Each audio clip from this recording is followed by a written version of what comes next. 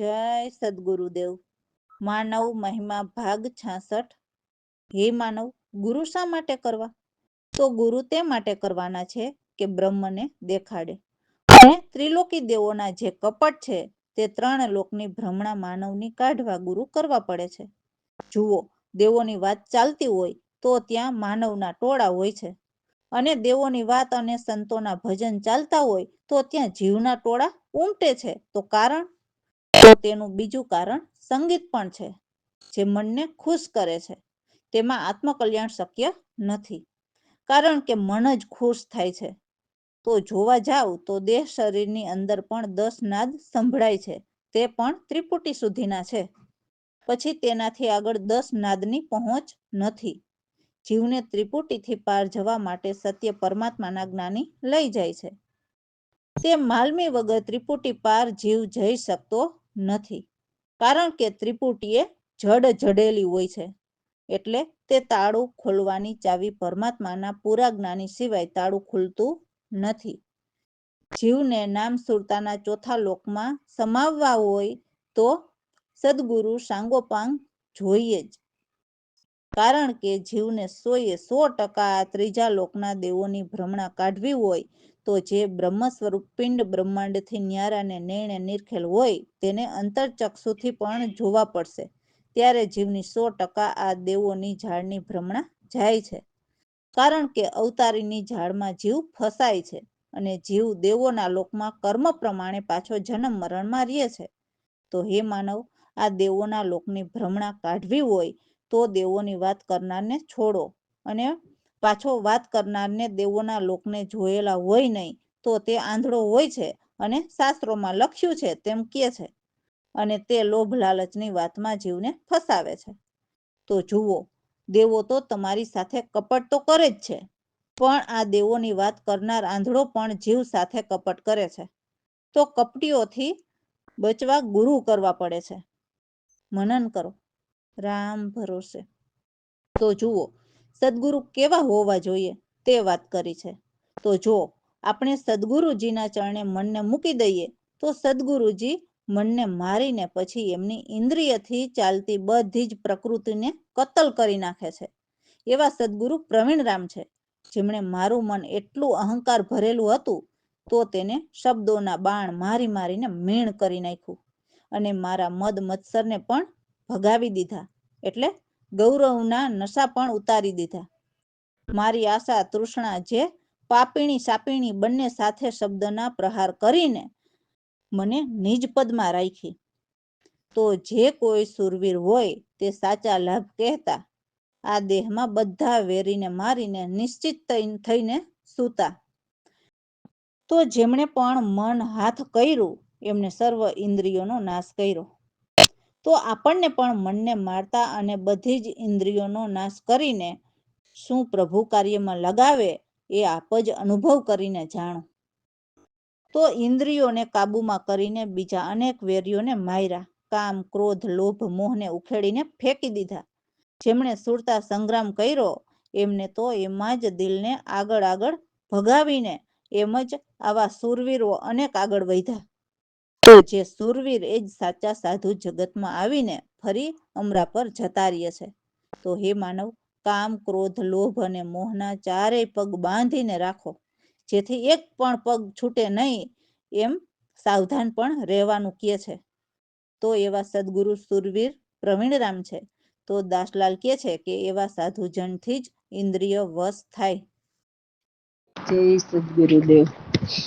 મન પ્રકૃતિને કતલ કરી પ્રવીણ રામે માર્યું મામતે મન મારે અહંકાર મીણ મારે મદો મત્સર સદગુરુ ચરણે મન મૂકી મારી આશા તૃષ્ણા પૂરી પાપીણી સાપીણી બેવું સર્વ સાથે પ્રહાર કરી નિજ પદ હૃદય રાખી રે મન પ્રકૃતિને કતલ કરી લાલ કેતા એવા સાધુ કોઈ શૂરવીર, વેરી સર્વ મારીને નિશ્ચિત થઈ સુતારે. મન પ્રકૃતિને કતલ કરી, કર્યું જેણે મન હાથ, ઇન્દ્રિયનો સર્વનાશ, ધીરે ધીરે આપણને જ નાથ શું લગાવે રે. મન પ્રકૃતિને કતલ કરી, બીજાય અનેક વેરી માયરા, ઇન્દ્રિયને કાબૂમાં કરી, કામ ક્રોધ લોભ મોહ ઉખેડીને ફેંક્યા. મન પ્રકૃતિને કતલ કરી, કર્યો સુરતા સંગ્રામ જેણે દીધા ભગાવી દિલ. લાલ કહે અનેક શૂરવીર, એમ જ અમરા પર ગયા. સાધુ સુરવીર તે જગમાં આવ્યા, મન પ્રકૃતિને કતલ કરી, કામ ક્રોધ લોભ મોહ બાંધો ચારે પાવ રે. મન પ્રકૃતિને કતલ કરી, છૂટી ન જાય એક પણ સાવધાન બની રહીએ. દાસલાલ કહે કોઈ સાધુ જનથી વસ થાય, એવા સંત સુરવીર સદગુરુ પ્રવીણ રામ.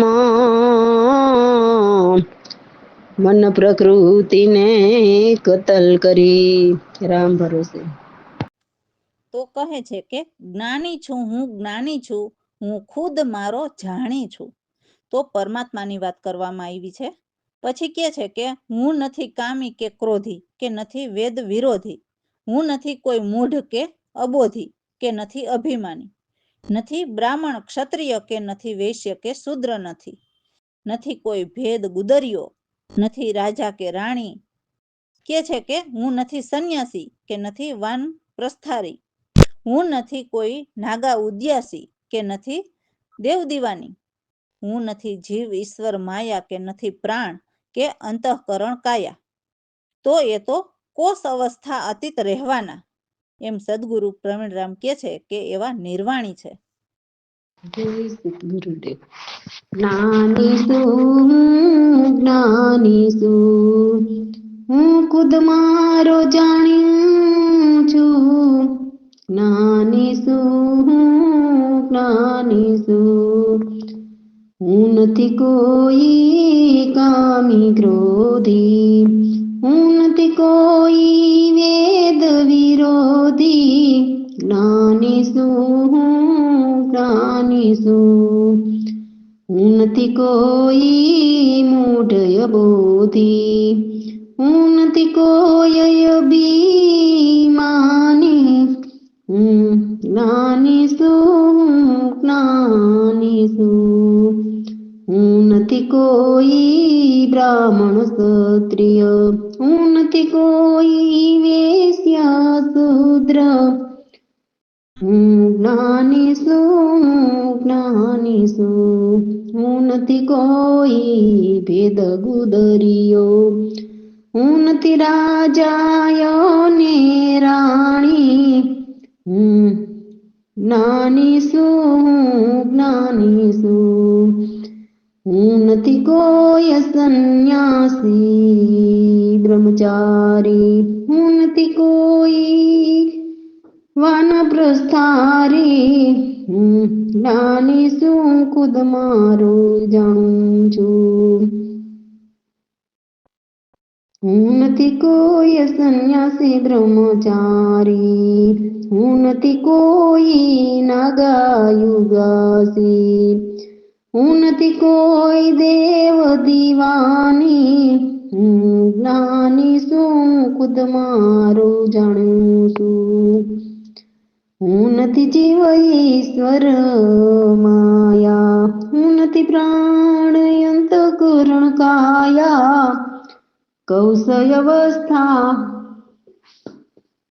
અતીત રેવાના, પ્રવીણ રામ ને રવાણીએ, હું જ્ઞાની શું ખુદ મારું જાણું છું. રામ ભરોસે. તો કહે છે કે હે મારા ભાઈઓ, તમને હું સદગુરુ કૃપાથી અગમના જ્ઞાન કહું છું, જે સદગુરુ પ્રગટના જ્ઞાન સત્સંગમાં વિગતવાર સંભળાવે છે. જ્ઞાનના અભ્યાસ તે અભ્યાસવાસ, તત્વજ્ઞાન તે જ્ઞાન એટલે પરમાત્મા છે. તો જગતનો વાસ છે તે જ્ઞાન બુદ્ધિમાં જાણો, જે પ્રપંચરૂપ વખાયણા છે. એટલે ત્રિલોકી, ઓહમ શક્તિ અને 3 ગુણથી રચાયેલા પ્રપંચની વાત કરી છે. તો એ દેવો જ અવતાર ધરીને આવે અને એમની સ્થાપના કરે એવું કાર્ય કરે, અને જીવ એને ભજે એવા પ્રપંચ રચેલા છે. તો હે માનવ, જીવનો વાસ પિંડમાં જાણો, એ જ ચિદાભાસ વિગતના. ઈશ્વરનો વાસ બ્રહ્માંડમાં છે, અને માયા વિશિષ્ટ લખાણી છે. પ્રકૃતિ એ પરિવર્તન માયા છે એ સત્ય છે, અને 3 ગુણના પ્રપંચ પણ ખોટા છે એ વાત પણ સત્ય છે. ભ્રમ, ભ્રાંતિ, ભૂલ અને અવિદ્યા એ 4 રૂપ માયાના મ્યાના છે.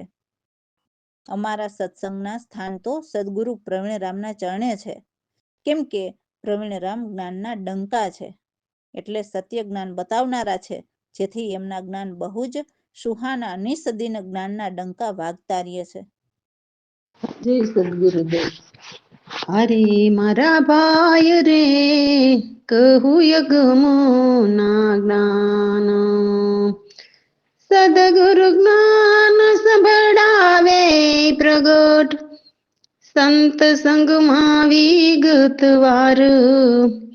અરે મારા ભાઈ રે, કહું યગમના જ્ઞાન, જ્ઞાન ના રે અભ્યાસવાસ,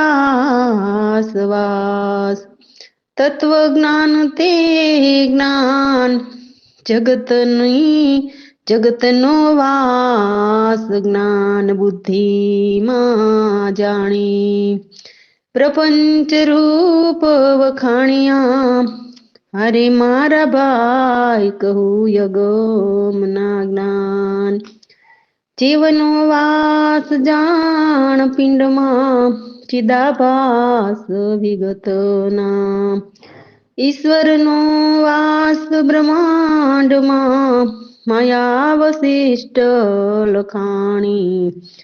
અરે મારા ભાઈ, કહું યગમોના જ્ઞાન, પ્રકૃતિ સત પરિવર્તન માયા, 3 પ્રપંચ ખોટા, ભ્રમ ભ્રાંતિ ભૂલય વિદ્યા, 4 રૂપ માયા ન માન્યા. અરે મારા ભાઈ રે, કહું યગમોના જ્ઞાન, સદગુરુ સજસંગ યો મારે, સત્સંગને સ્થાનો, પ્રવીણ રામ જ્ઞાન ના ડંકા, નિસ્દિન વાગે સુહાના. અરે મારા ભાઈ, કહું યગમોના જ્ઞાન. રામ ભરોસે. તો એમની સાહેલીને કહે છે કે હે સાહેલી, મેં તો સદગુરુના સતને જાણી લીધા, એમાં કોઈ પણ શંકા નથી. આ આખું જગત મિથ્યા જ જાણો, જેમાં વિષયની કીચડ ઉલજી રહી છે, અને કર્મઝાડમાં જીવ પચપચી રહ્યા છે. આ જગતની ઝાડ તો મહા નીચથી પણ નીચ છે. સાચા રસ્તા પ્રભુના છે, અને આ જગતની રીતુ અને પ્રીતુ સાવ જૂઠી છે. હે માનવ, સર્વ જગતને ત્યજીને સતને ગ્રહો. આ જગતના જૂઠા ઢોંગ છોડો. પરબ્રહ્મ સત હરિપ્રભુ છે, જે મહાદેવોના પણ દેવ છે. તો જો કોઈ જીવ આ સતને પરખે તો તે ત્યાં જ વસે, બીજે ક્યાંય પણ એમના ચિત્ત નથી લાગતા. એવા સચ્ચિદાનંદ સર્વમાં ભર્યા કેવળ આપ અજીત. તો જે સતને સમજ્યા તે જગતમાં અમર રહે છે, અને ન સમજ્યા એમને ફરી જુગોજુગ સુધી આ જગતમાં ફજેતી રહે છે. તો આ બધું સત્ય સમજાવનાર અનંત કોટી સદગુરુ પ્રવીણ રામદાસલાલને મળ્યા, જેથી એમની બધી જ તૃષ્ણા મટી ગઈ. રામ ભરોસે. જય સદગુરુદેવ. સાહેલી રે મેં તો સદગુરુ સત જાણ્યા, નહીં કોઈ શંકા તેમાં. સાહેલી રે મેં તો સદગુરુ સત જાણ્યા, જગત જાણ મિથ્યા સર્વ. ઉલજી રહી વિષની કિચડ, સાહેલી રે મેં તો સદગુરુ સત જાણ્યા, કરમ ઝાડમાં પચી રહી, મહાનીચથી પણ નીચ રે. એ સાહેલી રે મેં તો સદગુરુ સત જાણ્યા, સચા રસ્તા હરીના, જૂઠી જગતની રીતુ પ્રીતુ, સર્વ જગત જી સતને ગ્રહો. છોડો જગતના જૂઠા ઢોંગ, સાહેલી રે મેં તો સદગુરુ સત જાણ્યા, પરબ્રહ્મ સત હરીને, મહાદેવો ના દેવ. સત પર કહેતે ત્યાં જ વસે, બીજું ન લાગે ચિત. સાહેલી રે મેં તો સદગુરુ સત જાણ્યા, સચિદાનંદ સર્વમાં ભર્યા, કેવળ આપોય જીત. જય સતને સમજ્યા વિના, જુગ જુગ વોઈ ફજેતા. સાહેલી રે મેં તો સદગુરુ સત જાણ્યા, અનંત કોટી સંત પ્રવીણ રામ ભેટિયા, દાસલાલની સર્વ તૃષ્ણા ગઈ મોટી. સાહેલી રે મેં તો સદગુરુ સત જાણ્યા, રામ ભરોસે.